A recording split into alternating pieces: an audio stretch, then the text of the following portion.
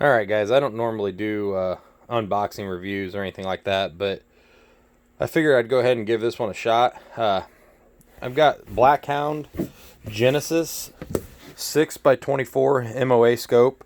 I just got a new 308 the other day, chassis style, and I was looking for a scope, so I'm always in the market to see what people suggest, and this came up. I'd never heard of them. I did a little bit of research, not a whole lot of reviews on them. Sent the company a message on Facebook, and the owner actually got back a hold of me and told me to call him. So I did, and 45 minutes later, I decided it was worth a shot. Definitely seemed like a lot of value here. Scope was in the market with the Diamondback Tactical, which is the one I was actually looking at.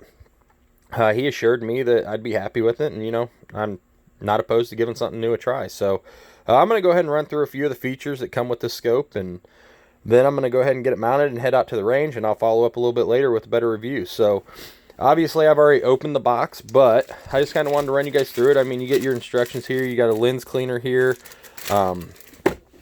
You scope, obviously. Then the extras. You get the mounting levels. I mean, that's a nice added feature to make sure your scope goes on nice and plumb. That does help. Rings. For being complimentary rings, I mean, I don't think these can be beat. They have the Torx heads to hold them onto the rail. Torx heads up here.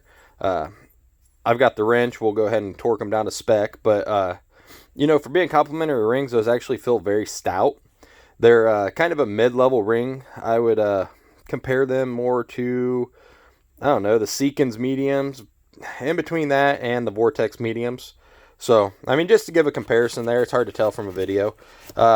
You also get sunshade. Sorry about the video, guys. I don't do a whole lot of reviews. You get a sunshade.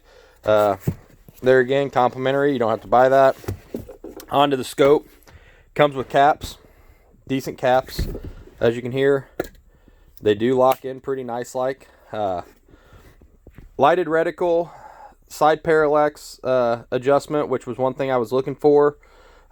Nice solid clicks. And listen, you can hear them. They're very audible. I mean, we'll see how they play true, but they are very audible. Another thing I didn't cover was in this bag, it does come with a zero stop, which is nice. I mean, that's more in the upper line. So, I know the Diamondback Tacticals do not have that. I did look through it a little bit the other day. I haven't done a whole lot with it. And obviously, this isn't the best way to do it, but if I can even get on it, I mean, you can kind of see the reticles. It's a clear glass. It really is. So I'm going to go out. I'm going to throw it on the 308 today. We're going to get my buddy's Bergera with his Diamondback Tactical out. I'm going to compare them side to side, and I'm also going to have somebody else do it too. And that way I have an unbiased review. Obviously it's my scope. I'm going to try and make the best out of it. I do believe it's just as clear, if not better, than my Diamondback I have on a couple of my other guns. As I zoom in, you don't lose crispness past that 22 power.